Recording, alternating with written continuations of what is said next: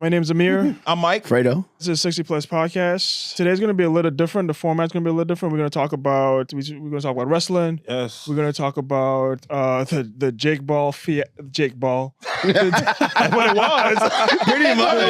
The Jake Paul fiasco. Fiasco. So we got AWE that we saw. We got the Jake not Paul. AWE, brother. AEW. What is AEW? AEW. AEW. But the sickos come out here. So we got the AEW. We have the Jake Paul fiasco. Yes. And then Mike's gonna do. You got to a little fantasy football talk. Fantasy football. That's right. Little fantasy football talk for the people out there. You know, championship weekend. Yeah. So if you made it, congratulations to you. If you like me and you a loser and you went home in the consolation bracket, Yeah. what's up? What's up to all the losers out there? Oh, yeah. We here chilling. And then Mike is gonna end it off with a there and here and now.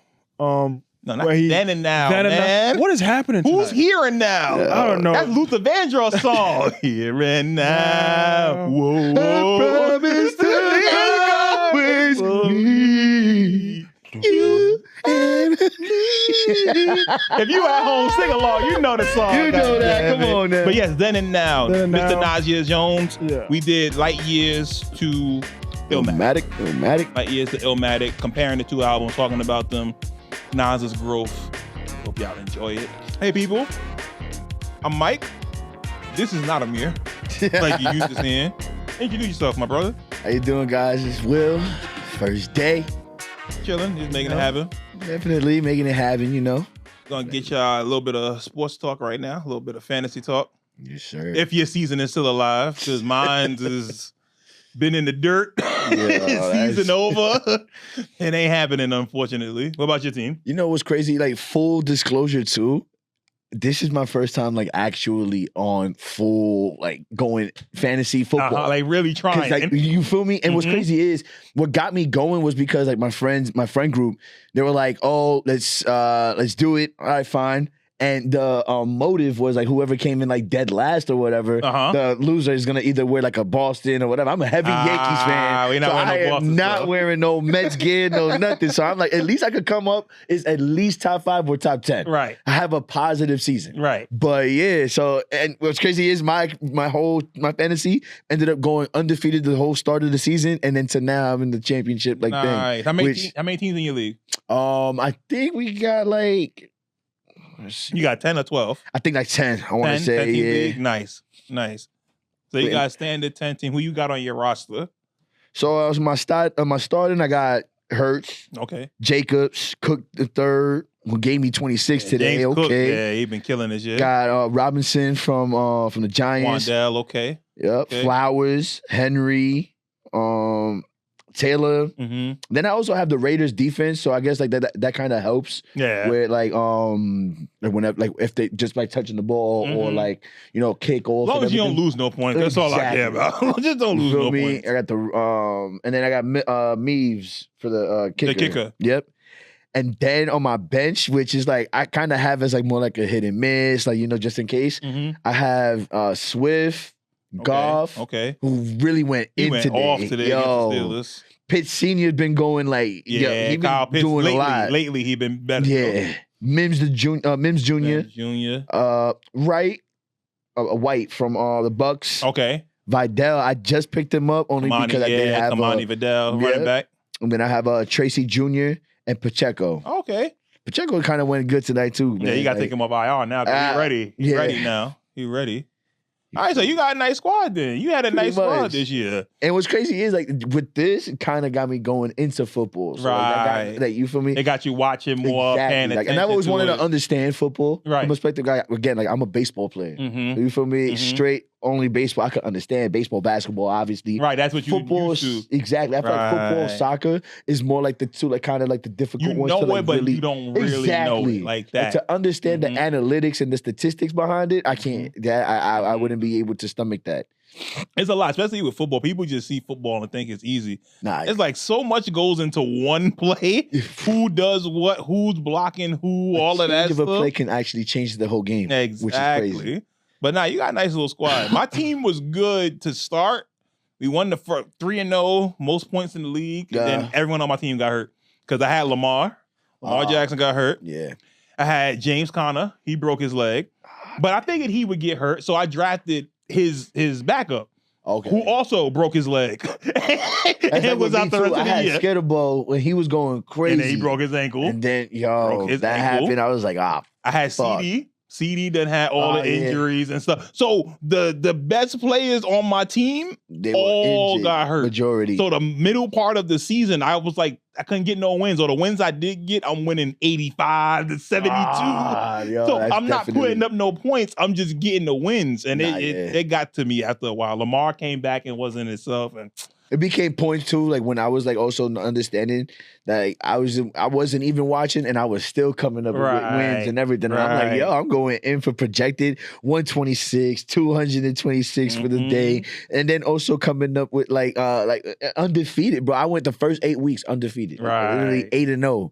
And then I lost 2 because then Skitterball got injured, and then after that, I forgot who was. It was questionable. Robinson for me, and I basically picked up somebody real quick, and they got me going, bro. Like they picked up, and I didn't even have to trade anyone or whatever. Right now, I'm in the championship run, so I had to do the opposite. Cause my league is a keeper league. It's a 12-team keeper league. Okay. So you have to keep one person. You don't have to, but if you do keep a person on your roster, it'll cost you wherever you took them in the draft or wherever they got drafted 2 rounds above.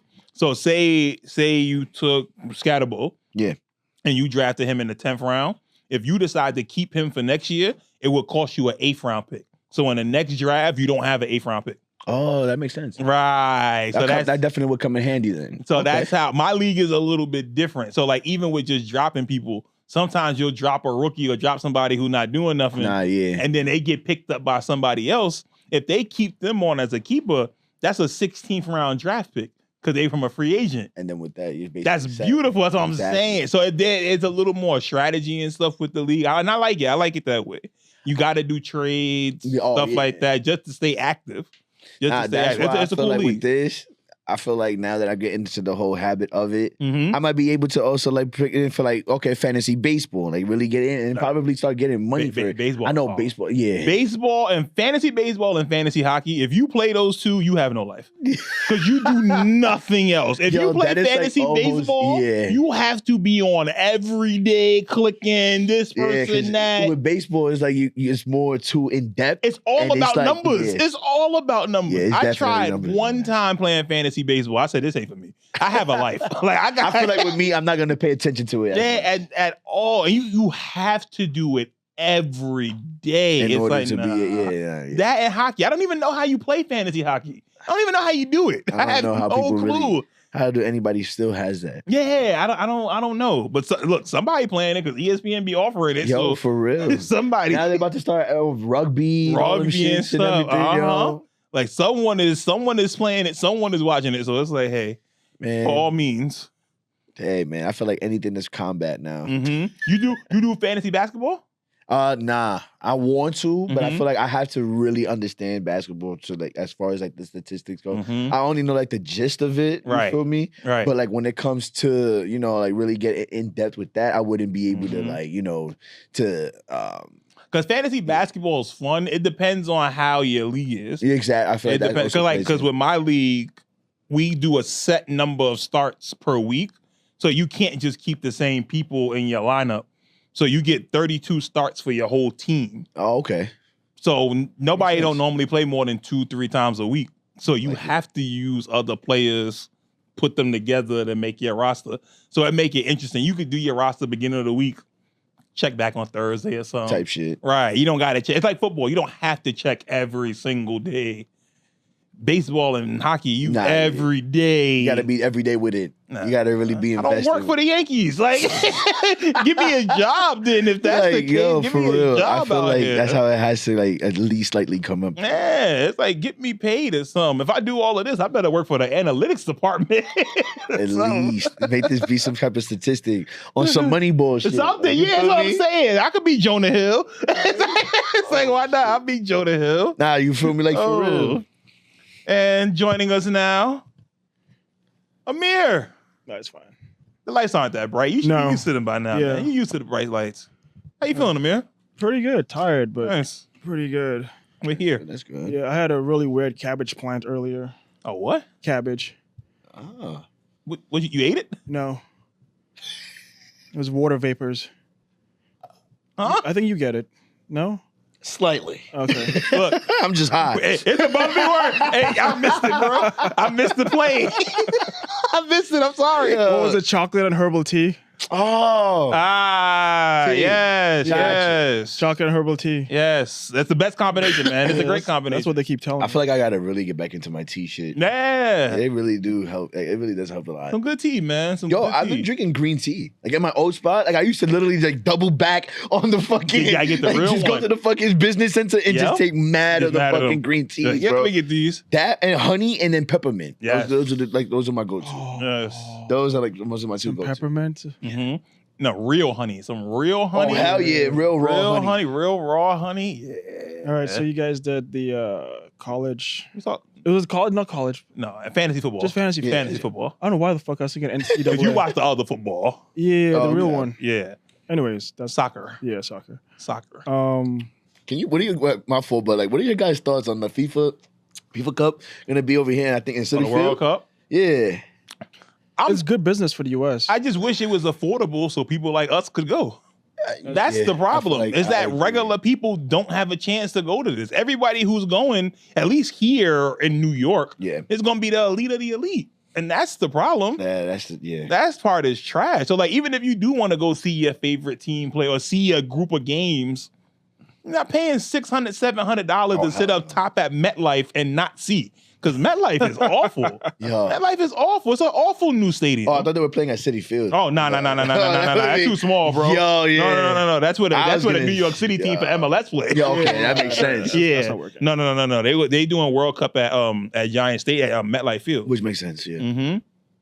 If you live like in Seattle or Atlanta, you got a better shot at maybe going to a game because the tickets are a lot cheaper. Yeah. Going to one of those places. Or maybe even going to Canada or something like that. Because remember, there's games in Canada and there's games in Mexico. No, yeah, that's true. I feel like over here, I don't know. I guess, like you said, it's like a business. Too much of when the businesses get involved. Ticket sales, you got to understand like your buying area. Mm-hmm. Understand the dynamic before you can go ahead and make prices. It's like, for example, like, it makes going to the event. Now it's more corporal. It's more corporate than before. Nobody's cheering. You don't have real fans there. When you take away the real fans, it takes away from the experience from you watching. Like that's one of the best things about soccer is the crowd. Yeah, the crowd in soccer is so great because you never not hear anything. You always hear chatter in the background. If you're watching a Premier League team, they singing songs the whole game. Oh, you don't know what the hell they singing, but they're getting involved, and it's like that's what brings the fun aspect.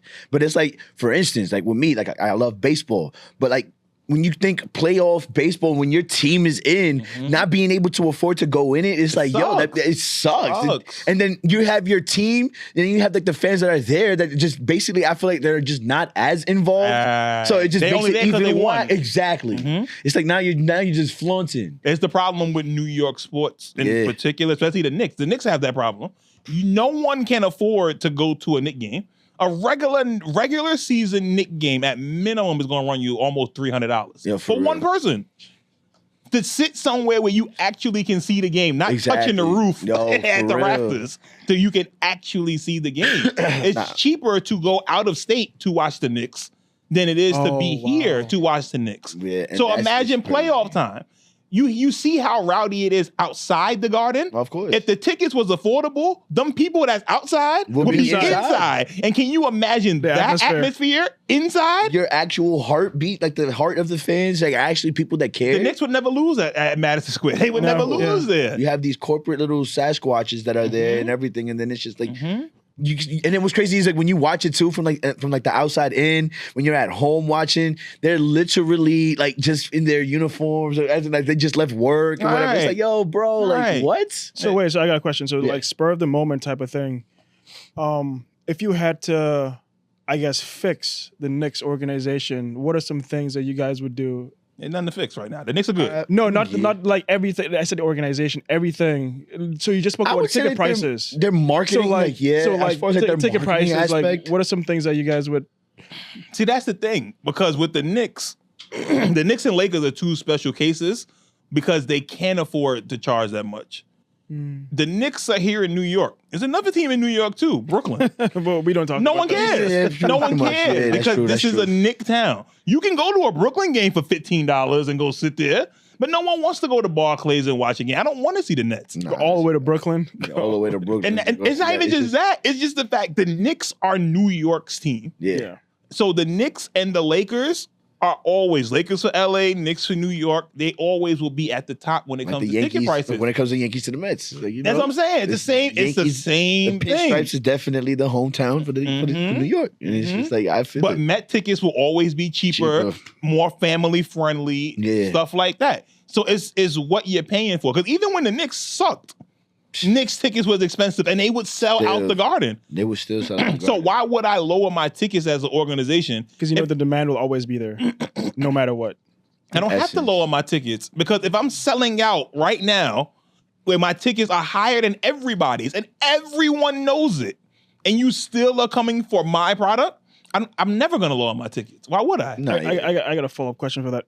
If New York wasn't the staple that it was, especially when it comes to like foreigners and tourists and stuff like that, do you think the tickets will still be that high? No. Nah. Because it's in 34th Street, that's Penn Station. And you got tourists coming just for that, just to go to the Garden and say, I've been to the Garden. So they'll pay whatever. They'll definitely do it. Compared to a resident of New York who lives here and has to deal with the bills of New York, the traveling in New York, the expenses of New York, that person from out of state or out of the country doesn't have to deal with on a day-to-day basis. You know, like sometimes I could play devil's advocate with it. You know, I get it. Like you said, living here, this is nothing that we're not used to. Right. You know, so like when we're seeing it and everything, of course it's there. Nah, we're good watching it from the house for aspect. We're good watching it at home. But the fact that we're able to get an opportunity to go to a Yankee game or to a Mets game, excuse me, to a Knicks game.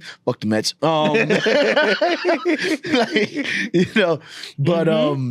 To be able to go that opportunity, just knowing that that's there, it's like, I bet. Right. But then when it's like, you know, when you think of going to a game, but then you see all that's there, what they're catering to, and it's just like, it defeats the whole... Going to Yankee games. Yeah. Like, I took my nephew this year for his first Yankee game. Yeah, okay. And before, they used to give you certificates for the little kids and stuff when they would go for their first game, like get them a hat and stuff. Nice. Now, no, they don't do none of that now. You go there, they like, here's a thing, a QR code you can scan, and then we'll send you an email with the thing. I say, yo, that's whack. I say, you don't forget by that point. Exactly. They don't have nothing there. Everything in Yankee feels so corporate. No. Everything. Okay. There's no soul in that stadium. We've even talked about it before. Like, you know, that's when you go to Yankee Stadium, that's more like history, like understanding your history background. You know, it's not a ballpark. Right. And don't get me wrong, I'm a diehard Yankee.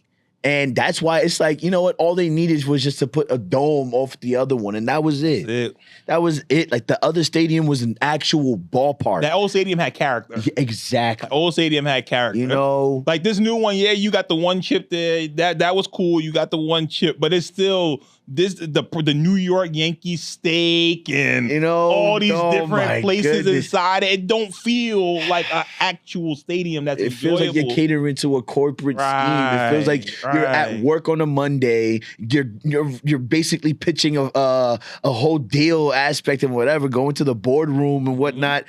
Just outside of the bleacher creature, there's nothing authentic about New York. What do you really go when you're in the bleacher creature? So the bleacher creature is who does the roll call. And so there's the bleachers in right field. And basically the same people sit there. They get season tickets and they make sure that they're there. So when the Yankees go to start the game, they start as on defense. You got your pitchers. So what the bleacher creature does is for every player, they call their name out until they acknowledge them. So if it's Aaron Judge in right field, Aaron Judge, Gotcha. They keep saying it until the player either tips the cap or does whatever their thing is. So Aaron Judge does the muscles, and that's like, so they do that for every player until there's an acknowledgement. Right. Okay, so whoever's on it's the like field. A quick little get going. Like, yo, come on, like let them know that we here. Right. You know? We here for y'all. Let's go. Let's Exactly. get to it. That's what the bleacher creature does. Yep. Outside of that, there's nothing authentic about Yankee Stadium no more. For real. Nothing at all. Nothing authentic about it no more. And it sucks. It really does suck. It does. Like, I wish that the aesthetic of Citi Field was at Yankee Stadium. As much as I hate the Mets, I That gotta stadium's say amazing. that's a stadium. It's a beautiful That is stadium. a ballpark. Mhm. That when you go there, It's recently built, right? Like within the last. But so like, is Yankee 8 years. Stadium too, though. so yeah, it's So it's Yankee roughly around Stadium. the same time as Yankee Stadium. When was Yankee Stadium built? Yankee Stadium opened in 09? Yeah. 09. Citi Field was 2010? I think either 2 years after or a year after. Yeah. Yeah. because I think when I moved up here, it was almost done. Okay. Or it was pretty much. Because before it was Shea Because I moved here Stadium. in 2010. So, yeah, either by it the was- time you either get it was here, still in process was- of being done. Or it was, Right. okay. Like 2011. So then I would probably say like 2011, Right. but mostly probably like when they opened up. Because I lived in Jackson Heights, so Okay. yeah, so like you knew when it was open. Not yet. Like, even for the Mets, though, they kept the aura of Shea Stadium in Citi Field. And you can feel that. You feel the energy there. Like, Citi Field is much better to go to watch a game Yep. than it is at Yankee Stadium. At Yankee Stadium, I feel like you're going in there just for an aesthetic, for like a quick little. Like, people go there for like 3 innings and then they leave. Yeah, Like, just to say that you're before. at the And it's stadium. not as comfortable though. No, it's Because not. remember we went to go see NYCFC. Yes. It's And we not- were down bottom, Yeah. and it still wasn't comfortable. Yeah, It's a it wasn't tightly packed. comfortable. Yeah. So that's the only issue with New York sports. The best teams have no heart and soul no more, including football. The Giants too. It's awful. It's awful being a Giants fan. It sucks so much. So much. It's We crazy how find they ways to lose games. Yo, it's crazy how the Giants are turning down to inadvertently be the freaking what was it, the Bears? Yeah. With their record 0-12 and everything going. Yo, I always say the Knicks gave whatever bad mojo they had, they To the gave it to the Giants. Giants, and the Giants gave their little good mojo to the Knicks. They never are good at the same time. Never. No, They are never. never good at the Never same at time. all. And it's crazy because the Knicks are amazing now. I don't even watch hockey, but the Rangers are also like within their ice. They're the heart and soul too. Like within their lane. Yeah, 'cause I don't you wanna can mess with the definitely, Islanders, bro. yeah. Yeah, But the and then Ran- you can hear like Yeah. about it too. The Like, when Rangers you are the hear cops fans- team. Oh yeah, All the cops in the city that like hockey, The Rangers? they're Rangers fans. Yep. That's why you never want to go to a Rangers game. Ain't nothing but cops there. Nothing but cops at a I Rangers used to work game. at the Garden too, so yeah. all you see was It's a good and a cop. bad thing. It's super safe, but at the same time, Yeah. do be careful. Safe for who? yeah. Do be careful. Exactly. Feel me? Exactly. All right, so I just want to give a quick update, call back to the. So you said the Knicks tickets are roughly like $300. Mm-hmm. So I was doing some conversion stuff, and so in pounds, that's 224 pounds. Mm-hmm. It's 258 euros, and then it's like 212 Jordanian dinar. Yeah. So like Wow. to them, it's they come in and it's like they can afford it. But if the tickets are 500, you know, It's a big difference. yeah, That's a very big Jordan's difference. paying like 3 something, pounds is like 3 something. Right. So yeah, It's a difference. You Yeah. see what I'm saying? Yeah, you know. So it's one of imagine you're not just going by yourself. Yep. You're normally going with a few people. Yeah. 2, 3 people. And then sometimes like their package deals that they'll do is so The asinine. package deal is all the way up top for $550, and all you get is a hot dog and a cup of soda. Yeah. Thank you. Like, what the fuck Man, is come that? on. There's not That's even all right. enough to do. You can't even wipe your ass with that. I legit go to DC. Yeah. I get on the bus. I go to DC. I watch the game. I spend the night at my brother's house, and I get back on the bus and come up here. And doing that is cheaper. And I sit at the bottom. of the bus. No, at the stadium, at the bus. No, I go to the back. I know where I'm supposed to go. Hey, call it muscle memory. They call it muscle memory. Exactly. So I always go. I go right to the back. Shit. But not, you go down there, you go to DC, the tickets will be $75, $100, and you sitting behind the Knick bench. Nice. It's I'm like, gonna have to come go with on. you whenever you go, bro. Let just me get know, on the man. bus. I get right on the bus. Round trip $40. All right. And I'm paying that instead of going to the Garden, where I can just take the train, but my tickets is gonna be $400 Yo, yeah. just to sit at the same spots. Nah. I feel like Dolan does not realize who the fuck is his fan base? As long as the money coming in. They just don't care. Long as the money true. is coming in and he getting paid. It is a premium ticket. It is. It's a premium ticket. For a premium location at a premium building at a, in a premium city. Like You can't beat it. paying premium Shit. prices. Can't beat it. I'll be Constantly. courtside in my bed. Now you Exactly. I can watching see that shit everything. courtside Ain't right no, here. I'm ain't no right one there in front of with me. you, man. Nothing. Ain't nobody bother. I'll give you my own experience. Yep. Excuse me. I got somebody Get my talking to own me, telling me the fucking whole popcorn and game. shit. That's Yo. right. I need to hear Clyde Frazier. Shit. All right, man. so talking about courtside at your bed, let's talk about what happened on Netflix. Ah, shit. That was super courtside by the bed. That was definitely courtside. Mhm. That was. It's crazy too, because you would expect for that knockout to happen, but I feel like now that it happened, did he even lose? Because think about it. No, like I get it. Like in essence, yeah, he did lose. But if you really think about it, what did Joshua gain? Oh no, he had everything to lose. Yeah, he was- gained of nothing. course. Yeah, he he gained gained- nothing. Exactly. He gained nothing. But to So me, at that, you had to knock him. You had to. Mm-hmm. Especially for him bringing out 6'9". You better fucking knock him.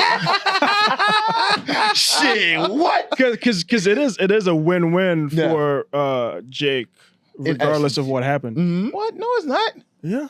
I mean, His promotion company. It's a short-term win for him. He's never getting a real fight again. If he actually wants to be a boxer, he will never get a real fight again.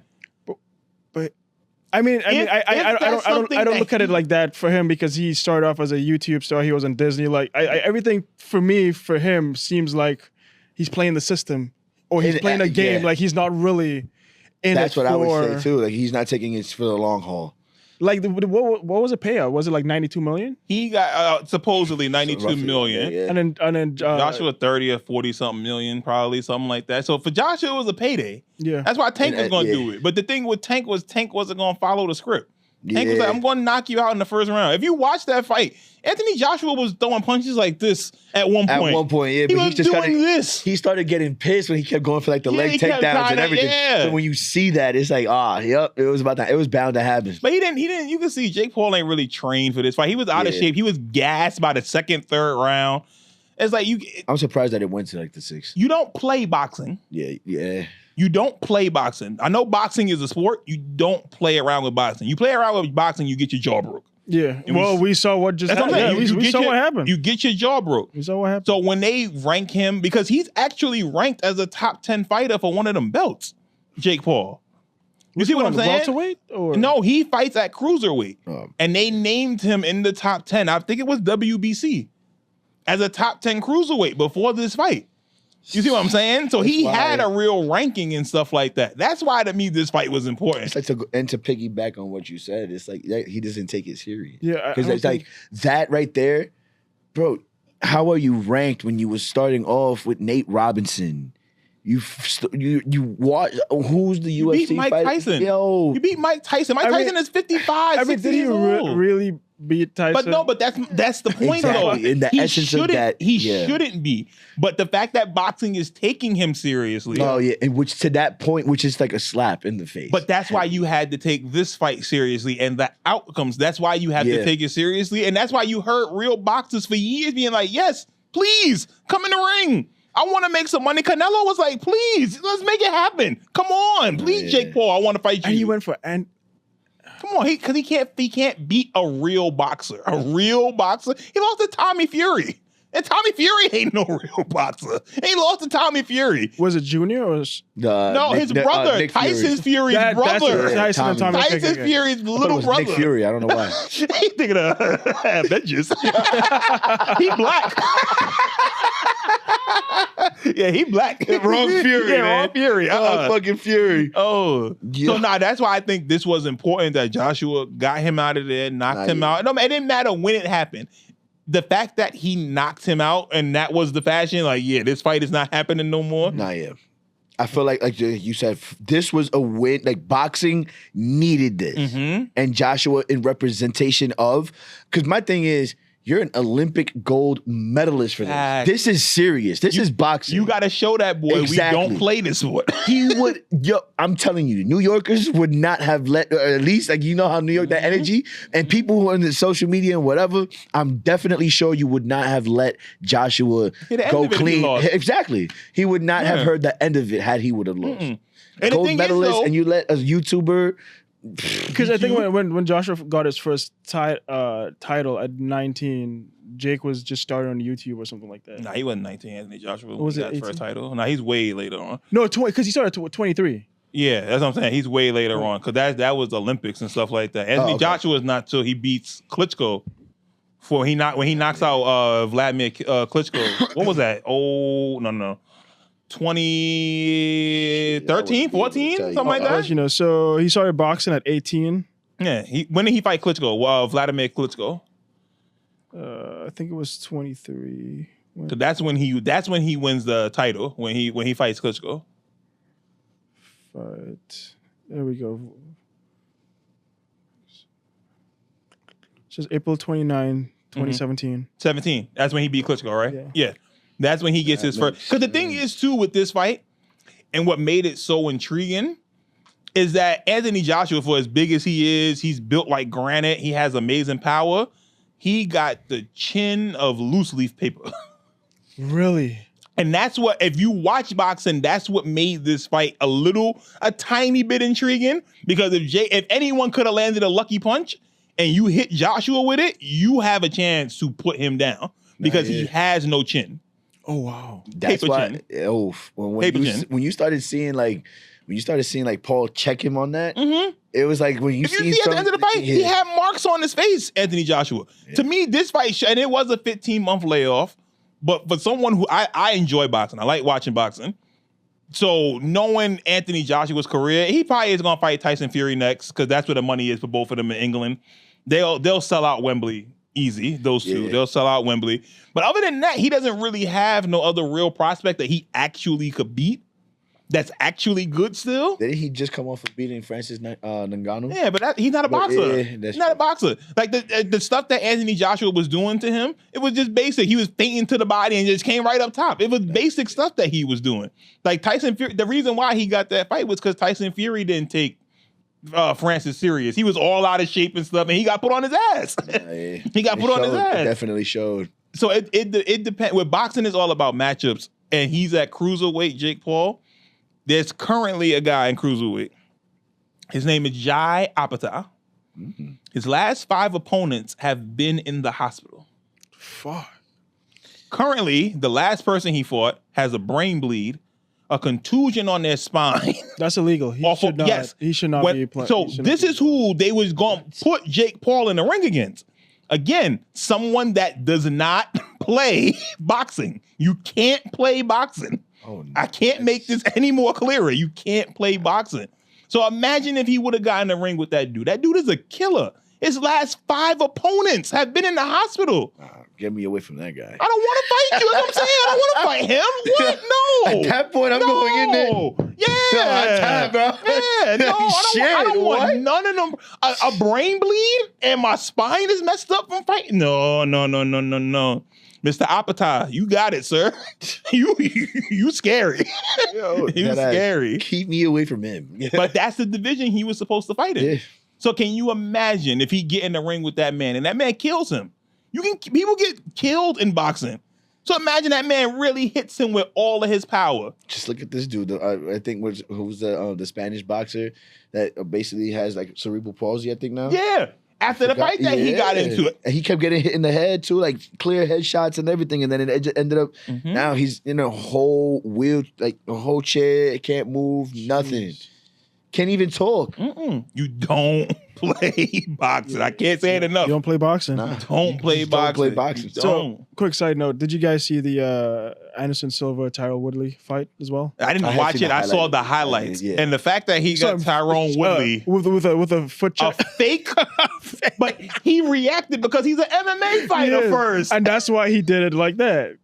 But neither one of them. That's like when you look at them cards. But aren't they both also? They both are MMA. They mad old. They don't need to be fighting. They just need the money, I guess. Outside of the woman card, where it was Alicia Bumgarner versus the other, I forgot, Laredo. Yeah. That was a solid match. Bumgarner's a real good boxer. The fact that it was 3-minute rounds, 2 was really dope. 12 rounds. I like that. She's dope. And I like that Jake Paul does put the women on the cards. Yeah. But outside of that, the rest of his cards suck. They be awful. A lot of the time, I'll watch for the women and be like, all right, that's enough. I don't want to see them fight. You're gonna start seeing Jake Paul like boxing shit for like the near future. You're gonna start seeing like celebrity boxing versus, and then until like the main event. They already started doing it with who that white boy, that Jewish one that's mad hateful. That Aiden got Ross. Yeah, Aiden him. Oh, he be doing goodness. them YouTube people fights. I hate that nigga. He could go. Go. I hate him. Honestly, he can go. Don't even get me started. Yeah, he can go. It's certain people. It's like, yeah, y'all little niggas, get out of here, man. Like, why are you here? You don't belong here. Get in here. Anyway. Yeah, for real. Anyway. It's like certain people that you can just tell that they're just culture vulturing. Exactly. And then it's just like the blatant ones that just don't take it serious, and then you have the ones that just like allow the shit to happen. And so he's the worst. Anyway. It's trending. Yeah, it's trending. I know. Anyway, it's trending. Amir, okay, you went to your first wrestling event. You got to see AEW Christmas Collision that will be airing on Thursday, Christmas Day at 9 o'clock. 9 p.m. She said, right? Yes, 9 p.m. No spoilers for the people because this is coming out before Collision will come out. Yeah. So no spoilers for the people. Yeah, we will actually because it's not part of the episode. Right. So no spoilers, but how did you enjoy the show? Your first wrestling show? So honestly, because I know it's scripted, and I know it's like it's not really real, and I can see the throwing the punch, but you pulling the punch. I saw all the pulls, and it's tough because this is why I cannot let's say for the podcast, I cannot practice like a pre-podcast before we podcast, right? Because my brain knows it's not real. Gotcha. Like it's hard for me to so I did 14 months of acting classes. That was tough because the preparation is not real. Like it's not in the moment type of stuff. So like watching it was very neutral because I was like, okay, he's pulling. That's fake. That's not real. Why is he doing that? So I guess I use the logical part of my brain trying to watch wrestling when you probably shouldn't do it. Right. It's more entertainment and fun and just atmosphere and you fucking screaming everything. This guy. But not just him, other people too though. That's what wrestling is. It's the atmosphere. But he caused a lot of people to start screaming as well. Right. You're not going to ignore that. Right. What we supposed to do. But atmosphere-wise, I'll definitely do it again. Yeah. I might have to do it more often. Right. Just like you said, there's a story that comes with it. There's moving parts. You got to watch the TV to understand what's going on. Because in the ring, they do tell a story with their wrestling. They do. But if you know what's going on outside, like if you knew why the dude got kicked down the stairs. Yeah. Yo, that shit was funny. Right. Right. Like because he's known for pretty much putting his body on the line. Yeah. Like, no, literally in real life on 42nd Street, he got hit by a bus and wrestled the next day. Yeah, for real. And got hit by a city bus and wrestled the next day. Like it was nothing. Yes. And just got back in and was just like there. They ain't know. We talking about Darby Allin people. Yeah. We talking about Darby Allin. They know who Darby is. If you watch AEW. You know AEW, if you know ball, you know Darby Allin, the guy that we're talking about. Is. And all he does is just sacrifice his body for everything. Yo. Like literally he came on stage and he lit someone on fire with a blowtorch. Yeah, Darby Allin's crazy. He's climbed Mount Everest in real life. Yo, for real. Didn't he call in? Yeah, he called and he planted the flag, the AEW flag at the top of Mount Everest. And he called he did a promo. Yep. At the top of Mount Everest. He's one of those people. Oh, Red Bull would love him. Red Bull would love him. What? But that's why they were talking about, are you cleared or not? Because he wasn't medically That's why he cleared. kept... Yeah. That's why he was yelling. What did he break this time? Yeah. Like, what, is he actually cleared? Like, is he really cleared? Again? Like, come on. Yeah. You're clearing this, Doc? Really? It's just another dude second before he always ends falling. up. Right. Yo. Always. Like, what's that meme that it goes around? I think it's from Family Guy. Yes. Always falling. Peter, always fucking falling. Always. That's Darby. And then gets back up. That's Darby. In one of the matches against the Young Bucks, he's in the ring on top of a ladder. The dude is laying on the chair. He has a bunch of chairs, like 5, 6 chairs. Oh my goodness, and he gets panes of glass along the chairs, puts the dude on top of it. He does a flip off the top of the ladder that's in the ring. Does a flip off the top of the ladder. The dude moves. He goes straight through the glass. Immediately on his back, you see the blood just start coming on his back. Mind you, he has a tattoo of a spine on his spine. That's his Darby tattoo. don't feel pain. He's different, bro. He's different. That's those authentic white people. Yes. No, he beyond. No, he beyond. Yeah. That's why it's He's like, different. yo. He's different. He's Yo, different. and it's like when you look at wrestling too, like to go back to like this was your first show. With me, I'm the same way. But I feel like what gets me more involved of it that tells my brain is because I'm able to understand there's certain distinguishing factors when it comes to wrestling to understand, all right, you're taking a bump, that's real. Right. Not only are you taking a bump, chops hurt like hell. You heard the chops. I at least know like when back in the shit out of people. It's like, yo. smacking like they owe you money type shit. You feel me? So that's how I know like that's real. Right. You know, you got to train for that. Yeah. Did you know that there's in the wrestling business, this is a basic intro class. Yes. Chop 101. Mm-hmm. 15 chops. Seriously. For real. Seriously. That's chop class. You got to, because if not, you got to know how to be able to take them first. Oh, yeah. So like in Japan, 30 shot. Bow. Yeah. But you better not fall. You fall, we start over. Oh, yeah. You got to take every single shot. You better take it. So and then, let's say they tell you to go like a whole, they have people line up or whatever, right? You got to take 15 each person. Mm-hmm. You fall down, we're doing it again. What? And that's this thing with the punches. Yeah. With Ric Flair. Ric Flair will tell you, I got so good at throwing punches that he would put a string on the door. And you know, if anybody walked by a piece of string, it's going to move. Yep. Yeah. He would throw punches and the string wouldn't move. So that's the point. You got to work on making it look like, oh man, he actually hit this person, but I'm not hurting my opponent. But Exactly. it's so fast you're pulling it. Right.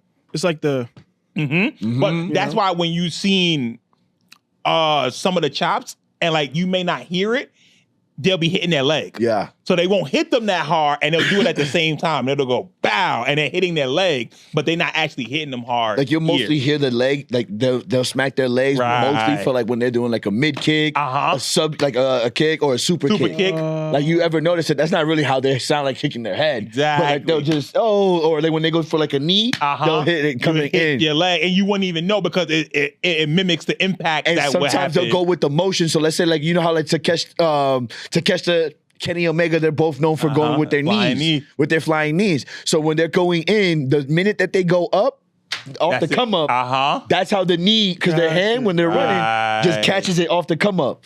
So you're hitting it, you're basically in motion. So us as the spectator, you're not going to be able to see that he hit his leg. You're going to hear that thud. You're like, what the hell? But then you could know, he probably hit his leg because, you feel me, Because obviously, if you put a knee to the face, that's going to break the nose. That's going to mess somebody up. Like even a clothesline. People don't realize like a clothesline can give you heavy whiplash. That's heavy that can give you whiplash. A concussion so quick. That's happened in a match before. Because your body's going this way and your head goes this way. Yeah, so automatic. And these dudes are strong. Yeah, and that's why they I noticed that. Tuck your chin. Half of them look like superheroes. Yes, you see Kevin Knight. And he fly like one too. Fly like one too. These guys move like superheroes. And the luchador guy. Mascara Dorada. Yes, sir. Mascara. Yes. And like I realized he's 24. He's 24. You know the referees watching the entire thing. I realized AEW is just live anime.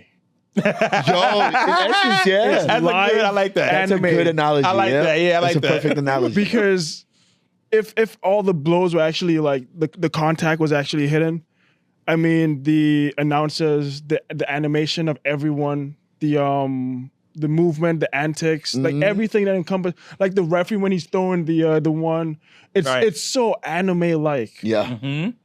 It's so very it's anime. You see, that's why I feel like if you want to watch wrestling, watch AEW. Right. If you want to watch entertainment as far as like acting or like, people, learning their like getting their essence of their gimmick, you can watch WWE. Right. If you want to see real physical, like if you want to watch real Japan, yes, and you that want to too. see physical. And if you also just want to see, if you just some dirtbag, some just fucking wants to see blood and guts, then you have GCW. Exactly. Which is so like there's a sub genre of wrestling called hardcore wrestling. Yeah. Okay. So on the indie circuit, a lot of the times you have hardcore wrestling.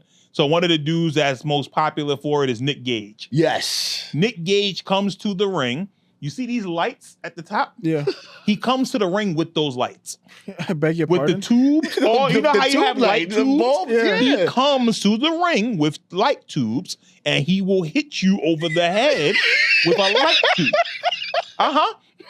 No. One time he was on AEW fighting Chris Jericho. Oh my God. So the sponsor for the commercial was Domino's. Unbeknownst to the wrestlers, Chris Jericho takes out a pizza cutter and rolls it on top of his head during the Domino's sponsorship. Picture. That was the last Domino's sponsor ever.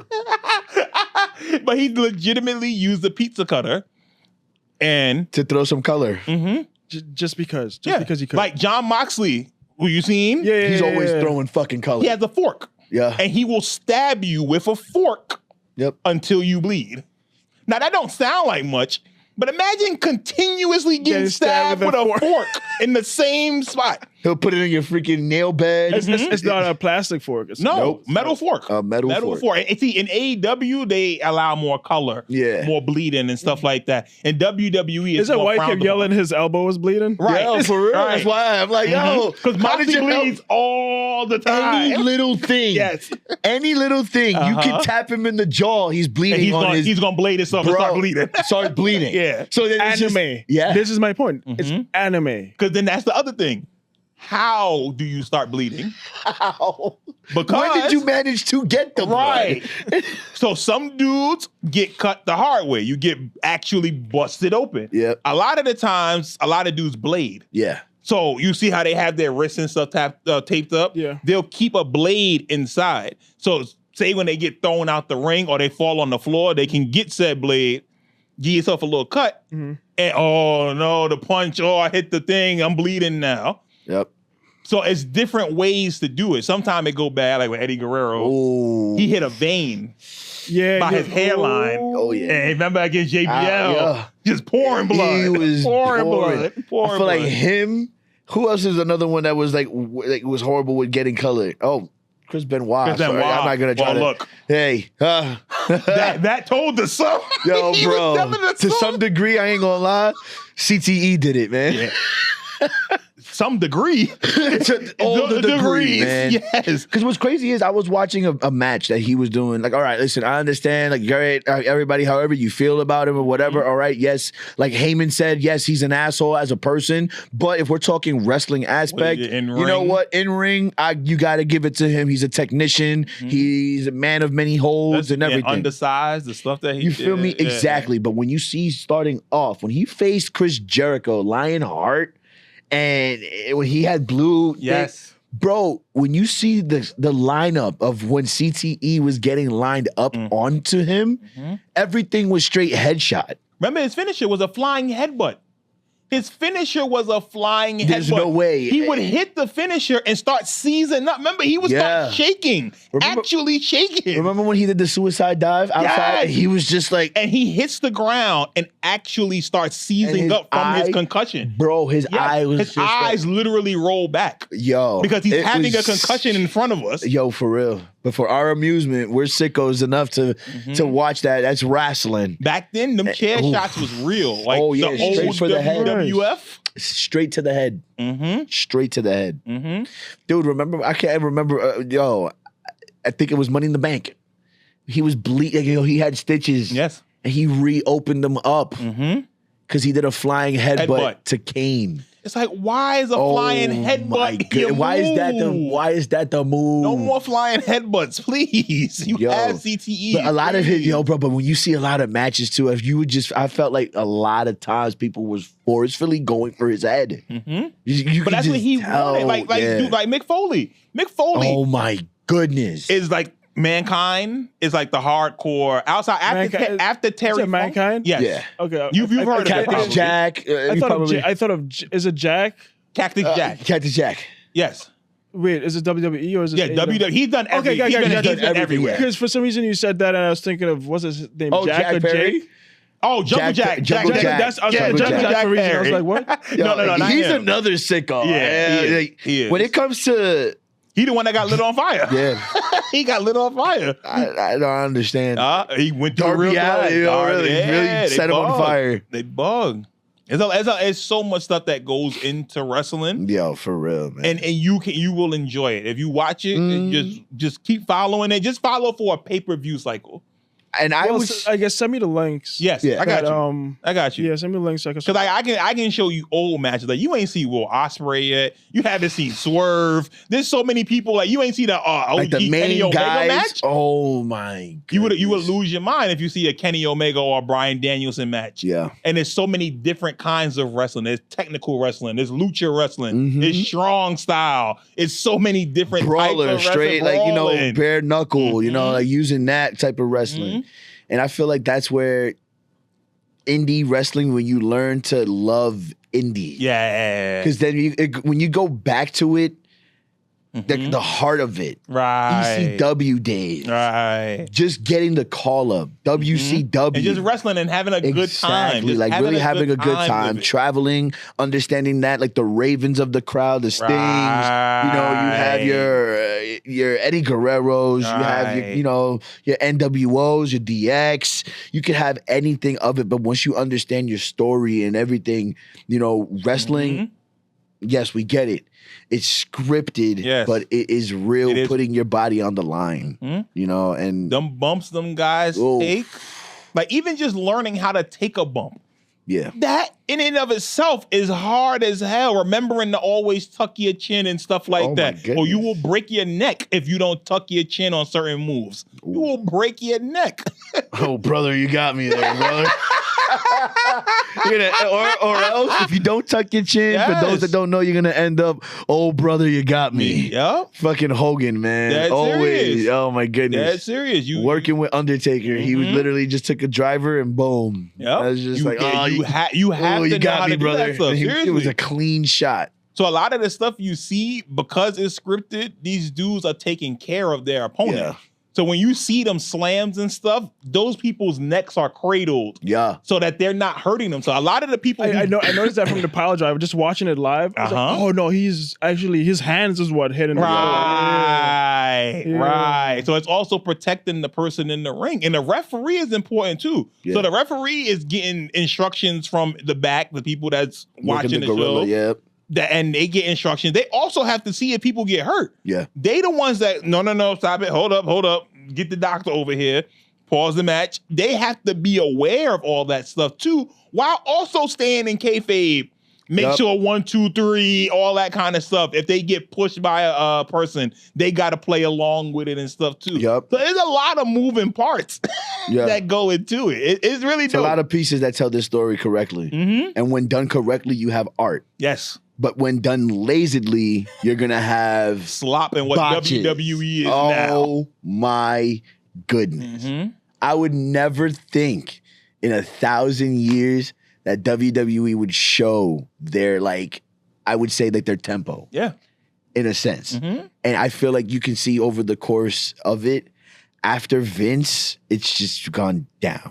They had their little bloodline run. You took Cody from AEW. It was nice. Yep. But now that you don't have that no more, and Roman Reigns done left and going to Hollywood and stuff, you got to make superstars now. Oh, of course. And they haven't done it. The stories suck. Every match ends in interference or a DQ finish. It's like, come on, man. We don't want to see that. It's gone bad. It's gone really bad. Unfortunately. Yeah. And the thing is, though, they have talent. There's so much talent there. A lot of young talent. A lot of but talent. They're focusing on old talent. a lot of old wrestlers that because I guess they're trying to hold on to the things that work.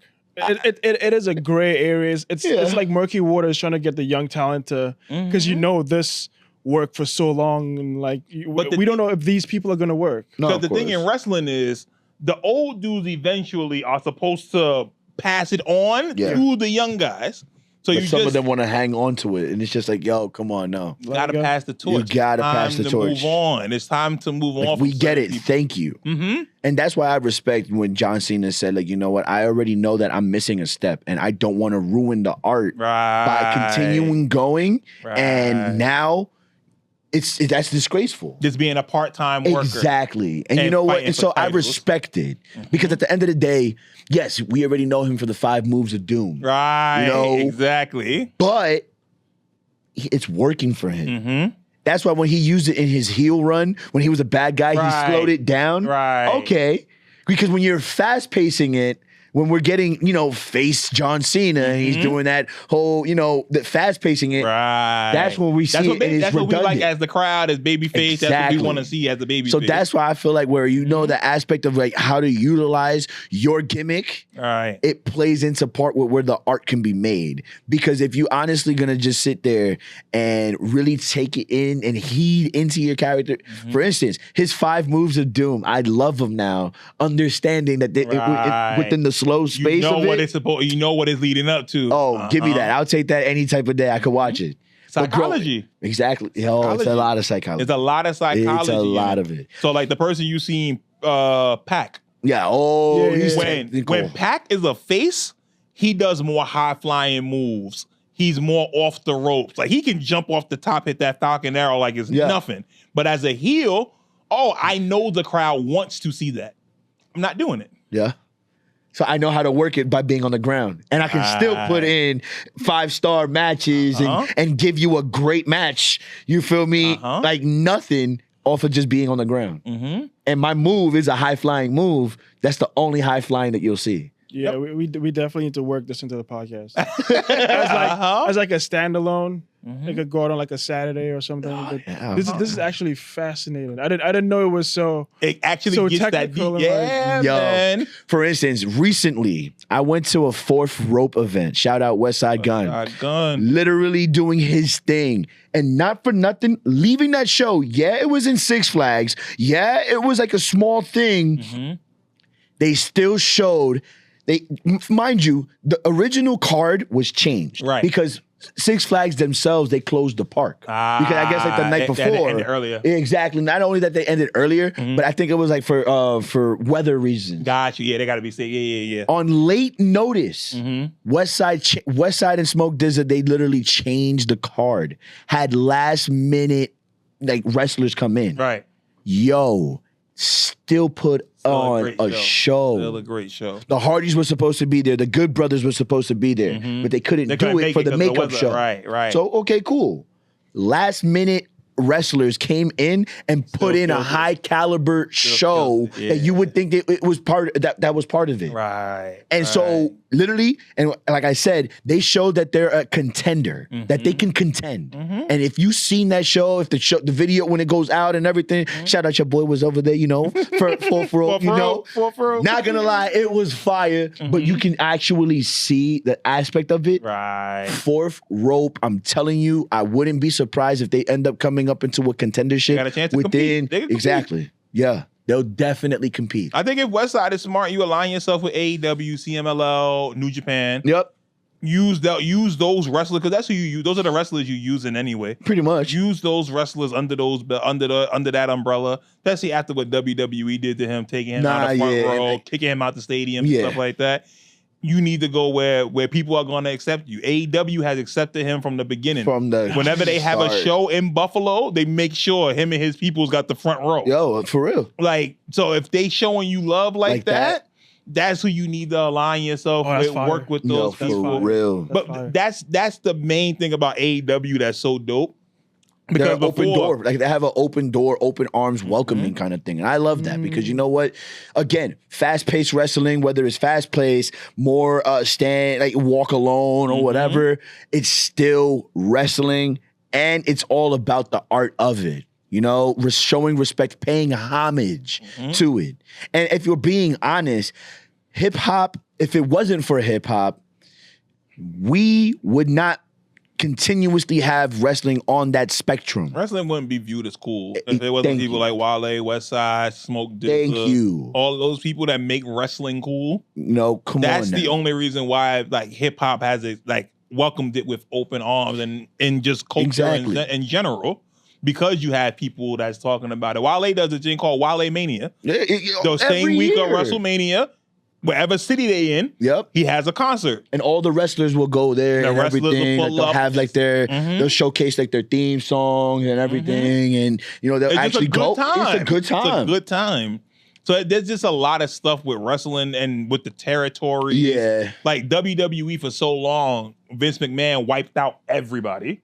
He got rid of everybody. Which is Pop didn't want to do. Did the opposite. Yeah, when they came in, and that's where you get their pay-per-view called Forbidden Door. Yep. You opened the Forbidden Door because before, WWE wouldn't work with New Japan. Nope. WWE wouldn't work with the Mexican companies like CMLL. Wouldn't. CMLL has been the longest promotion ever. They've been in business, 100 plus years of wrestling promotion. 100 plus years of wrestling. This goes back to the 19s, whatever, luchadors. Yes. No, for real. And WWE wouldn't work with them. So when AEW came in, hey, New Japan, I know we took some of y'all people, but guess what? We're going to have this show. You bring your people over here. We're going to showcase your people, vice versa. Everybody get love. Oh, AAA, you want to come over? Cool. Oh, are you acting stupid now? CMLL. Yup. Come on. There's plenty of wrestlers here. Yeah. So now we can go to Mexico and have a show. It's an ecosystem. And that's how wrestling used to work. Wrestling was a bunch of territories all over America. So New York and the upper East Coast was WWF. But then when you go down south, it was Mid-South Atlantic. And then you had Smoky Mountain Wrestling. And you had all these different territories. NWA. Which was... that's where Ric Flair was at. And you had where the Von Erichs was. You had so many different promotions. Dusty Rhodes and all of them. There's so many different things. And wrestling completely flipped from that. But now it's starting to get back to promotions again. Everybody working together. And that fire it's better that way. was kind of lit. And I would say if it wasn't for AEW lighting that spark, at least doing that spark, WWE needed AEW for that. Yep. They did. Because they legitimately offered an alternative. Yep. Because WWE was phoning it in. And AEW came along and said, okay, y'all tired of watching that? Come watch wrestling. Come watch edgy. Yes. Back to edgy wrestling. Back to what you know. So essentially what you fell in love with. Exactly. They brought it back. Come watch wrestling. Where their tagline is, where the best wrestle. When you watch WWE, you can go a whole episode of WWE of Raw, which and is not know who 3 hours. Is your what is best. You'll have 3 hours and there'll be 3 matches. Which is like a so slap all in just the semantics face. And just a lot, and it's just a slap in the face. And you seen what you seen today. You sat there for 3 hours and saw 9, 10 matches in 3 hours. Bro, I was crazy. And the thing is, they still going right now. Right now, they still going. So after the Collision card ended, they had another hour of Ring of Honor to film. And then they also do a dark match too. So like after everything, there's another one. And there's just a regular cameras and anybody could just but come and just do for it. you to get some work in. Exactly. So I guess for both of you guys, how long before AEW surpasses WWE? That's a or do you think I would say, because I like having this conversation, at least hearing that question. If AEW really wants to actually take over the entertainment, they would need a place like Daly's Place to have them covered. Because remember, when they were upcoming and everything, they were really, it was just ample time before you would hear like a WWE was probably closing their doors. I would at least say that. Okay, it could probably be my opinion or whatever, but that's where storyline comes in. That's where you really have to understand to be able to put rivalries together and actually get to that feud, get to the, to the art and nitty gritty and everything. But if all you're known is just straightforward wrestling and you got guys that are just, have no mic skills, but they can tell a freaking heavy story in the ring, That's where it kind of has your thing. Whereas WWE, their main focus, everybody's doing a freaking promo and a half. Everybody's on camera doing some crazy bullshit. Just semantic. Exact, just straight semantical before you're gonna ever see before we get to the ring. And that's where I like, right now, if AEW wants to contend, get storyline behind there. Tony Khan would have to lay off the fucking coke and finally. Is that why he kept yelling? Yeah, Not on coke. no. He's socially awkward. He's something, man. He definitely might be on the Shit. spectrum. I definitely think he's on the spectrum a little bit, but he's very socially awkward. Yo, You could tell he's just one of those. Remember back then, wrestling was for nerds. yeah. For the most part. I saw a couple of them. Yeah, I saw a couple of them. you don't leave your house and you ain't washed in a few days. Yeah, You smell musty, my dude. Go clean yourself, my boy. Some of them, and I was like, yeah. You seen a few of them there. Yeah. And those be the guys that actually, it's crazy that they have an opinion on what wrestling should They're the ones be. that comment on everything online. We call them the online sickos, Yeah. like the IWC. then let's hope they find us then. Yep. No, because they are annoying. They don't do nothing. Like, they don't work. They just live in the basement at their mom's house. For instance, they'll probably give us shit for having our opinions. We'll get shit for probably me mentioning fucking Chris Benoit. I don't give a fuck. I will name names or whatever. Do you know what YouTube calls that? Engagement. Pretty much. You just say thank you for your opinion, and you keep it pushing. That's pretty much. That's what I started doing. You see some of the comments. I tell people thank you for being here. Nah, yeah. As negative as a comment is, I was like, you took time to hate on this. Please bring friends next time. Exactly. And Don't forget to you for being- subscribe. Yeah, don't forget. Like, thank you for being here and helping the algorithm. Like, Yo, for and there's real. a lot of people who just don't respond. Don't respond again. after, yeah. They Because they don't say want to anything. argue. They don't, Yeah, again, they no, thank don't you. have lives. Yo, for real. That's what they live for. They live for an argument. Fuck, so I should argue with them. That's what they want. You keep them sometimes I alive. have time and I write on their comments and I'm like, well, that's why you're not booking the shows. Oh, right. So, okay. Yeah. Yo, Okay. it's so hilarious too. I'm gonna. Yeah. At least That's what they live for. I used to do like a 3-4 comments back Go and back forth. and forth. Yeah, you go and back and afterwards, forth. you'd be like, you know what? Thank you for the Uh-huh. conversation. Thank Have a good rest you. of your day. Happy And then they holidays. feel good Perfect about content. themselves too. They feel Yo, everybody for wins. real, bro. Everybody wins. For instance, I had a take, and I basically said, Hangman Adam Page, his promos is just straight fucking boring. No, his babyface promos. Yeah, those two. The heel promos are when he amazing. gets into his heel mode, Yeah. all right, I can take him because I can understand what a cowboy is. But when you start going into this whole we could have done this together bullshit, it ain't wrestling. See, You're on your own. And you see, I'm gonna give you some pushback on that one. I feel you guys. And so Because Hangman as a character, Yeah. he is the heart of AEW. don't get me wrong. Yes, I get There's that. no And you can AEW see without that. Hangman. Hangman is the story of AEW. Hands He down. is the story.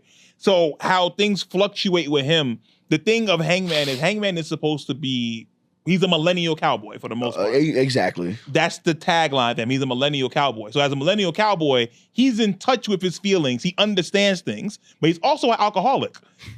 Pretty much. He's also Cowboy an shit. alcoholic. Cowboy shit. That's what cowboys are. Cowboy shit. So when you seen the face turn, that was actually him as a person. Nah, yeah. When you hear him talking with Swerve and them two going back and forth, and he burned his house down. He burned his opponent's house down. Yo, for real, he really Like he went genuinely beyond to just the ring. Yeah. He That's why I really said went and burned his he house actually down. burned down his, I think it was real his house. childhood. Yeah, it really was. No, Yeah. it really was his childhood house. His childhood house, his actual childhood house. Like Went and burned that down. Hangman as a character is so it's so interesting because his promos when he is a heel or a tweener, when he's passionate, my God, it comes through the screen. He could be an amazing actor because it does I come feel through that, naturally. I think what you're talking about now, I was just talking recently- about recently with Manchester. but no, but even then, but it even was still that like- promo, it made sense It because did. what he was trying to tell, he told Samoa Joe, yo, bro, I gave you the match. You helped me beat John Moxley. I'm not denying that. And that's Exactly. what he was saying. We beat John Moxley. He said, I was going to give each and every one of y'all a shot at the title. Pretty much. He said, Swerve, you was going to be, whenever you came back, whenever you wanted that title shot, I was going to give it to you because we beat John Moxley. Yes, I got the pin, but we did it together. Exactly. So I was going to give you a title match. But instead, you got mad that I beat you and you did this stupidness, Samoa Joe. Now we got a fucking 4-way match.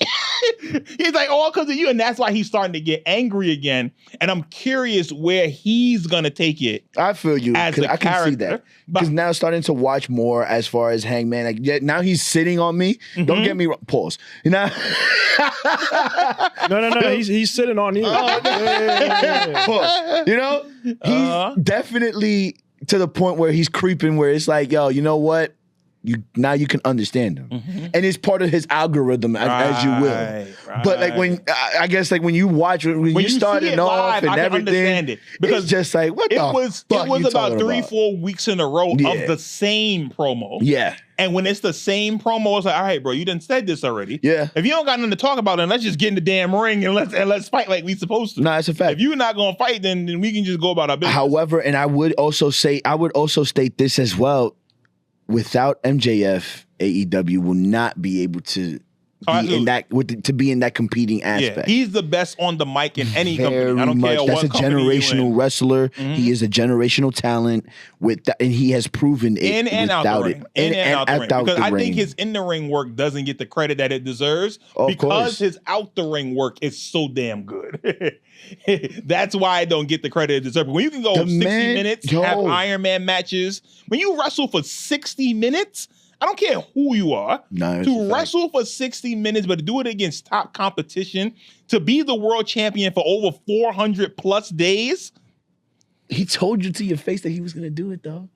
Yeah, the triple B, baby. The triple B. The triple Shut B. your fucking mouth, you piece of shit. It's one of those, it depends. Amir, to answer your question, like AEW does have a chance to go forward, but they're so young in their promotion. It's only 6 years in. Yeah. You're dealing with a conglomerate that's been around for 50 plus years. So you dealing with a company that has a chance to build up brand equity with fans. Yeah. You go through the ups and downs. A lot of the times when you build up a fan base, no matter what the sport is, soccer, wrestling, whatever, unless you get the kids and you grow up with it, you don't really have that connection with it. So that's why no one messes with the Nets.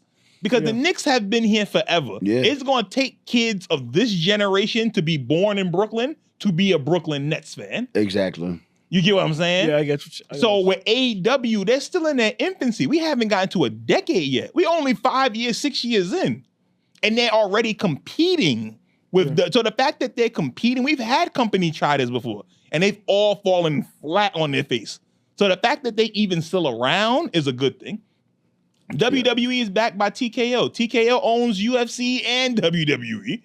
Oh shit! That's why ESPN is showing WWE now. Yeah. So literally, you can watch SportsCenter, and they will show you highlights from stuff that happened on wrestling. Yeah. The problem is WWE ain't got no damn highlights, so they don't show nothing. Exactly. Because if they had real highlights, they would show something. Yo, for real, and they're getting pissed. Yes. ESPN is getting pissed because they put a lot of money behind it. WrestlePalooza came down. It was stupid. Fucking Survivor Series is tainted. So they need to end Survivor Series. At this point, it. Take a break. I'm done with War Games. I'm done with War Games. We don't need no more War Games. We don't need no more Money in the Bank. It's over. Take a break. Let people miss it and then come back to it. Let people miss it for a little. I missed when Money in the Bank was only a strictly WrestleMania exclusive. Like, you know, you can give the spectator, the consumer, an actual break of it. Mm-hmm. But having to go year in, year out, seeing the same people compete for it. The Royal Rumble is the only event that's like a themed that should be every year. Because that makes sense. Right. You win the Rumble, you choose your champion, who you want to face. There you go. That's your opportunity. And this year, I hope they don't do it so early. My God. We're going to be finding out the winner in January, dude, but Mania not happening until April. God knows how long. We're gonna get a WrestleMania in Saudi. And that's what they're trying 2027. Exactly. And 2027. WrestleMania is gonna be in Saudi Arabia. Exactly. And my thing about it is it's like, again, I'm nothing against it, or, you know, about its own, but it's just like, dude, like, go show actual states that, you know, really rep you. Dude, you shortened your stadiums just so that way you could be able to compete with sellouts. But even then, dude, I had went to SmackDown, and it's crazy. sold out arena, Barclays, but they had tarps on chairs. Yeah, always. Always. There's not actually a sellout. Exactly. It's not actually a sellout. So it's just there to market that you are sold out. But it's like, yo, bro, but it's okay. Because it's technically, literally okay. Technically, you can have a sellout if you take away certain sections. Because a lot of the times that happens anyway. You'll get 2 or 3 sections taken out because you can't visually see from those sections. So because you can't see nothing, I wouldn't sell you tickets to something you can't see. Which is true. And I definitely understand that. But like you were saying, it's like a hit and miss. The for them is because we're not selling tickets. Yeah, that's what I'm saying. We're gonna get rid of this section because we didn't sell enough tickets. Yep. But when we come on TV, because we got rid of this section, we can still call it a sellout. Yep. Because technically, the sections we offered have sold out. Yeah. So it's a semantics game. Okay. Very much. So like technically today was a sellout. What we went to a real sellout. Yeah, there was no seats. No seats there. Everybody, wall to wall. People were standing up. Yeah, there's people in the back. Exactly. That's a real sellout. There's nothing tarped off. Nothing like that. You can't tarp the Hammerstein. Not possible. Let WWE go to the Hammerstein. I wonder how that would look. Not enough money. Not enough money there. You can't pay. They would have to charge thousands of dollars for them to make their nut. Oh, very much.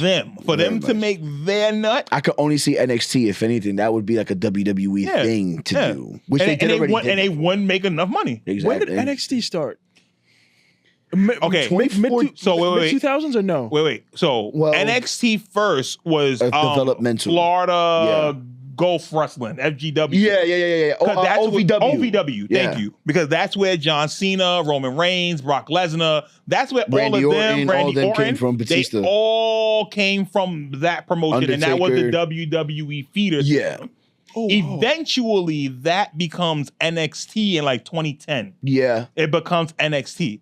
And that's when Triple H takes over NXT. And NXT became an actual rival because there were better matches and better storylines on NXT TV than was on the main show that Vince was doing. Yeah. So everybody fell in love with NXT TV because also those were your independent wrestlers finally getting a chance on TV. Your Roderick Strongs, your Adam Coles, your Kyle O'Reillys. Yep. Undisputed Era. That is black and gold. NXT is the Undisputed Era. You get people like Drew McIntyre, Samoa Joe. All of those people that was on the indies, they make their mark in NXT before they got called up. So NXT was an amazing show for a good while. Yeah. It's not until Triple H has to leave and go to the main show. And AEW was invented that NXT no longer serves its purpose because it was supposed to be a developmental brand from the beginning. Like a farm system, if you will, where you go to that way you could be able to go up to the main roster. So and you're already under contract. Exactly. You're already under contract because all wrestlers are independent contractors. Yeah. So it depends on the deal you sign. You can be here for a year. Okay, I'm out. I'm gonna go over here. It depends. But excuse me, a lot of the people now, if you're good enough, you're gonna sign a 5-year deal. 5-year deal. You're gonna stay at this one promotion. And then after the 5 years is up, it's like a 90-day or a year non-compete clause. So you can't do nothing unless you re-sign with us. If you go to somewhere else, these next 90 to 180 days, you can't do shit. Oh, wow. And if you are up there, you will be in violation of your contract and you will owe us money. Yep. If we see you on TV. Unless you're Andrade and you don't give a shit. Right. Well, he had a loophole in his. Which is crazy. He had a loophole in his contract where they never specified how much time was supposed to be on it. But because of that, he signed with AEW. He didn't want to be in WWE no more. They gave him his release. Yep. But when he appeared on TV, WWE said, wait a minute, time out. We're going to put this in court. And now the whole thing is in court, and that's just slowing things down on purpose. Yeah. So by the time they dismiss the case, he can be on TV. So now he's on House of Glory. I feel like it's just a matter of time before he goes back into AEW. As long as it's not televised, I think he can do it. Yeah. Because he technically did not wrestle yesterday. That's true. When he appeared on House of Glory, he literally made an appearance. I didn't beat nobody up. I didn't have a match. Well, technically he gave a little 1-2. Little 1-2, but I didn't have a match. Exactly, that's true. I did not have a match. There was no after, 1, 2, 3. There was nothing. You feel me? It was after the effect. That was it. The show was over, and this is exactly what I did. I marked my, where I'm coming from. Because like the biggest star now in WWE is Cody Rhodes. Oh yeah, Cody QB1. Rhodes made his like mark on the indies and in AEW. Yeah, he's one of the inventors of AEW. One of the beginning people that found AEW. Yeah. The problem with him was it was his fault. Yeah, he booked himself as he couldn't win the championship no more. So when you give yourself a cap, you only can go but so high now. And he lost the match. MJF made him lose the match that he couldn't win the title no more. So now you give yourself a cap. Then he always wants to be a good guy. Cody never wants to be a bad guy. And because of that, you heard the crowd today. If they not feeling it, they gonna tell you. So Cody literally, he wears a little weight belt. He throws it into the crowd. The kids get it. It's nice. And AEW, it got to the point where the belt was coming back to him because they were so tired of him. Oh, wow. So he went to WWE. But him going to WWE was such a huge deal because it's like, your best wrestler came over to WWE and he became a superstar over there. Rightfully so. But AEW was like, all right, we cool. We got plenty of other people that we can build with. Yeah. And that's what you see now. I wish you could have seen Kenny Omega. Yeah, I feel like if you would have seen Kenny Omega, you definitely would have seen. Kenny Omega is so. I'll make a group chat and you guys just send me stuff. Gotcha. I'll take a look. Because that's one of those, if you ever get to see Kenny Omega perform. You got to see Okada versus Kenny. Yes. Takeshita versus Kenny Omega. And 3. I mean, no. The three-way with Ricochet. And Dynasty. And the thing is, people forget, those matches he was having, he had a disease called diverticulitis. Ooh. So diverticulitis eats at your intestines. Ooh. So he has 3 feet of intestine missing now. And he still wrestles. But he was wrestling that whole time with that disease and a hernia. Had 6 belts at one point. And he was doing that kind of wrestling, elite level wrestling with diverticulitis. Literally coughing up blood and stuff like that. That's crazy. Okay, so to close this up, I guess what is something you guys would tell someone who's never seen AEW before? Like, what's a piece of advice you give them, or what's like a note you would say based on your experience so far? Maybe they've seen wrestling, WWE. Yeah. Maybe they're being hesitant, or maybe they stopped watching a long time ago when all the good ones left. For me, I would say watch the product fully first. And then give your actual input. If you don't understand ball, if you don't understand wrestling or anything, watch the story, like watch the semantics behind the actual wrestling.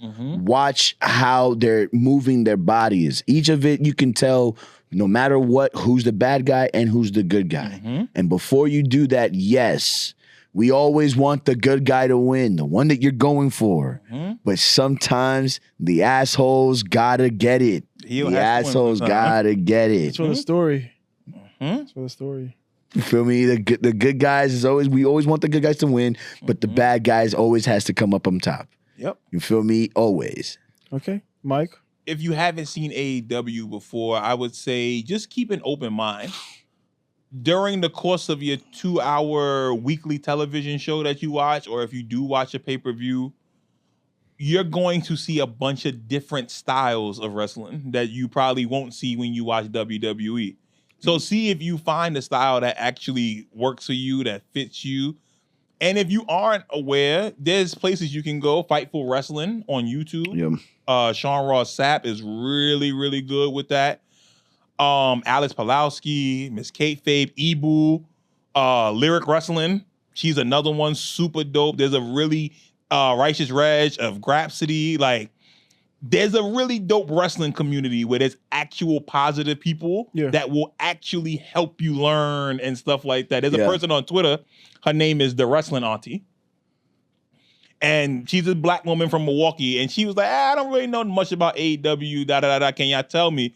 And now every week she's live tweeting every show because people was nice to her. And now she's following and she's learning about wrestling and stuff. And that's cool. There is an actual dope wrestling community that's out there with really dope people in it that like you said, you get away from the sickos who don't get out their mom basement, but to come to a show and complain on their mom dirty, Wi-Fi, on their mom Wi-Fi, goodness. Outside of them people, ignore them. Yes. There's so many great people that you can talk to and learn about wrestling, and that's what I think the beauty of AEW is. And you just get to learn. I would also add like a little small thing is don't let these sickos overcloud your opinion. If you feel like, yo, bro, stand 10 toes on what you feel. If you feel like, you feel me, this person is how you view them and everything, that's your opinion. It's the subject to you, yourself, because you believe it. You don't have to cave into what these people think. Oh, this is what I would do. Well,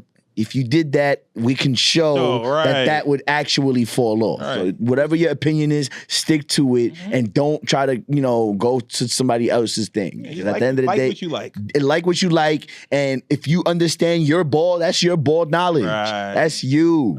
Don't try to listen to these sickos, man. Don't.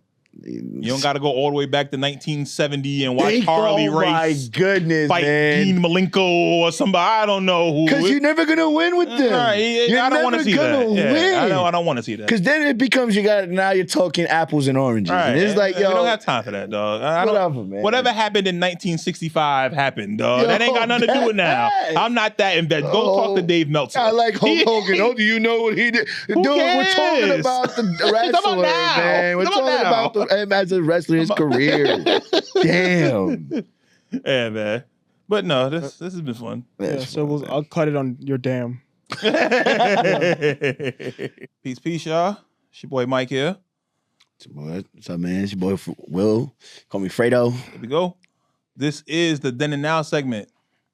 This is the second installation of said segment. Today, we are talking about my personal GOAT. My favorite ever, Mr. Nasir Jones. We will be comparing his most recent release, Light Years, to his most famous debut, Illmatic.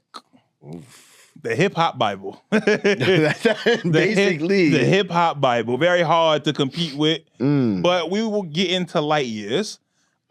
This was him and DJ Premier.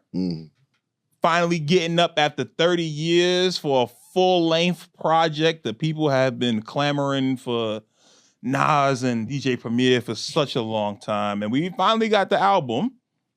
The album is called Light Years. Let me tell you how many tracks is on there. I want to say 15. 15 on the money. Go ahead, Mike. Shit. 15 songs, 48 minutes. Some of the reaction online, a lot of the production wasn't the favorite of a lot of people. Okay. And I think that played into a lot of people's reviews of the album. Sickos within themselves. All right. Well, the thing is, these people wanted to hear Nas and Preem a certain way. That makes sense. Based off of their old... of course, their old what they're used to. Right. Off their old collaborations and stuff like that. And I think the biggest problem with this album was the sequencing of the album. It starts off a little slow with My Life Is Real and Get Ready. And then New York State of Mind 3, I would have probably pushed it a little bit different. Okay. But the sequencing, I think, was the biggest problem with this album. I redid it. And I redid the sequencing. And when I did it, I started it with Welcome to the Underground and Madman. Because Madman, I feel, is like when the album, when you listen to it in its entirety, that's when they kind of feel like it starts. All right, I got you. I gotta definitely give that a listen. And that's not a good thing. Waiting 3-4 songs, and then you get until it feels like it's starting. Yeah. So that was a little bit of a problem in terms of production, but Nas, he capped off an amazing year. Starting with the features first from everybody on Mass Appeal, from the Big L album to the 2 Mobb Deep verses to what he did. He's had an amazing year. Of course. The De La album. He's had an amazing year what Nas has done. Of course. And ending it with this album. His rapping. I feel like it just hasn't changed. That hasn't changed, but it's just like precise. Yeah, like it's God level bars and raps. He's the Beerus of this. Like, there's nothing like when it comes to just bars and Nas rapping and the stuff that Nas is talking about on said album. When you hear a song like Get Ready and you read that title, the I and the T is italicized because he's talking about IT. He's talking about tech. Yeah. Hey, y'all need to invest in the video. You need to invest in this kind of stuff. Look what I'm doing. I got stuff in Resorts World. I got casinos about to open in Queens. And he's talking that kind of talk on this album. And it's refreshing to see people grow up in hip hop and the subject matter changes, but they still are dope rappers. Nah, yeah, that's true. And as time is going on, Nas is still dope. He has a song on here called Sons, Young Kings. Remember a few years ago, he had a song called Daughters on Life is Good. Yeah. So he had a song called Sons. And that second verse on that song where he's talking about him and his mom. And he's like, when I was growing up, I thought the street sign, the cross, when it tells you to walk, I thought that was a picture of me and my mom's. And that's my mom holding my hand. And I thought that sign was just for us to tell us to walk. And he just reflecting and reminiscing about the times with his mom and stuff like that and how he grew up and whatnot. It's super dope. I feel like with me, when it comes to, not my fault to cut you off, like Nas, definitely storyteller, man. It's amazing. He made a song called Bouquet. And on the song, he's giving props to every lady in hip hop history. Wow. Roxanne Shante, Ladybug, Mecca. And he's shouting out people now, the Lottos, the Nitty Skies, the Rhapsodies. It's so dope to hear from a top MC like him. It's so dope. He got AZ on this record. Him and AZ back together again. They don't miss. Him and AZ don't never miss. A song like Third Childhood, off of Second Childhood. It's a really, really good album. It may not be what people wanted, but after 30 years, you build up such unreasonable expectations that those expectations are never going to be reached. Never going to be reached. It's not possible, unfortunately. No, that's a fact. But for me, on a 1 to 10, I would give, I'll give Light Years a strong 7. Strong 7 in its totality. Okay.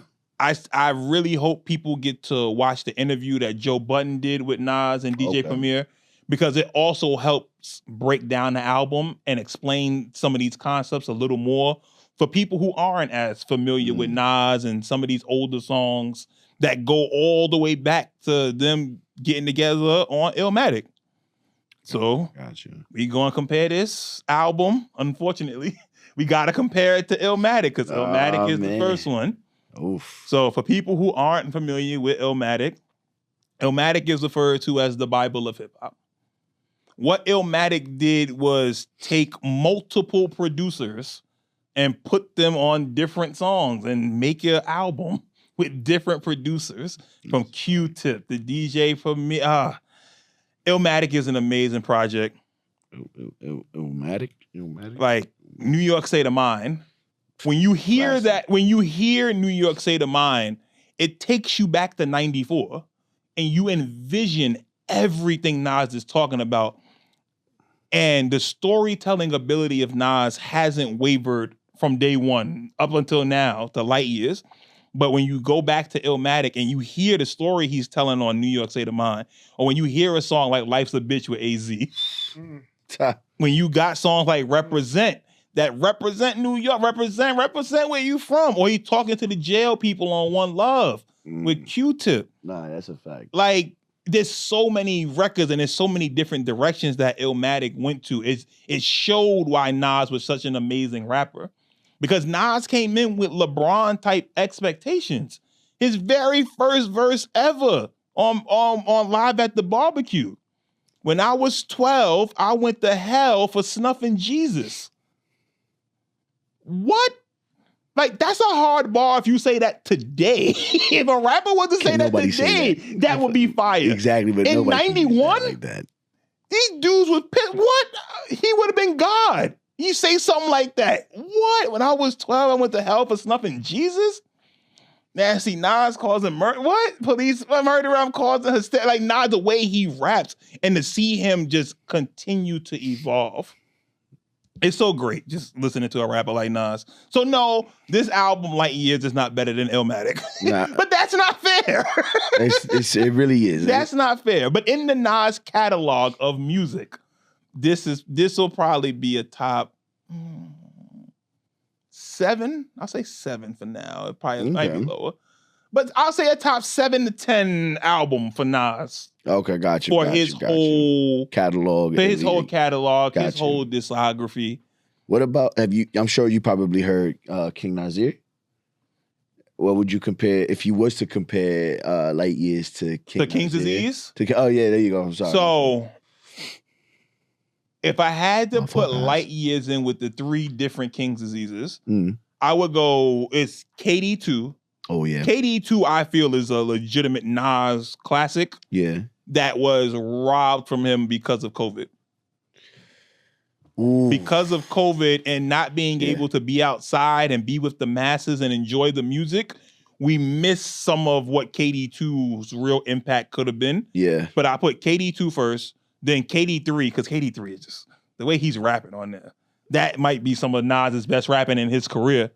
But then I will put Light Years ahead of KD1, ahead of the first King's Disease. I feel you. I will put it slightly above it. And King's Disease was good, but you could feel Nas was getting his tempo with Hit Boy. Gotcha. And it finally shows on KD. The KD2 Magic KD3 run, that woof. Nas was just showing you that he still had it. 50 years old. And it's not just the raps. We're getting into other aspects of life. And I'm telling you about it through these raps. Very much. Because y'all don't want to read. So cool. I'm going to tell y'all. Listen to the songs and I'm going to tell y'all how to get on. Exactly. I love it. I love seeing him continue to grow. I love seeing him make a lane for older MCs and older artists to put out their work and get their art celebrated by their fan base. What he did for the Raekwons and Ghostface and the Mobb Deeps and De La Souls, Big L, like all that whole Mass Appeal run. What his 2025 has been is nothing short of amazing. And when you hear him talk, it sounds like he about to drop another one next year. I wouldn't be surprised. He don't stop. I don't know where he get the time to do it. It's like he's inadvertently trying to show us, give us the keys. Right. He's showing us the keys by telling us what it is. He's just cementing his legacy more and more. Oh, very much. So I just hope, Nas, you keep doing what you're doing. Premiere, it was cool, man. It was cool, man. I get what you was doing with this album. It was cool, man. I like the samples. I like the scratches. But keep doing your thing. But this was Then and Now.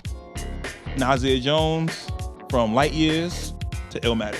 All right, guys, thank you for watching. Please like, subscribe, comment.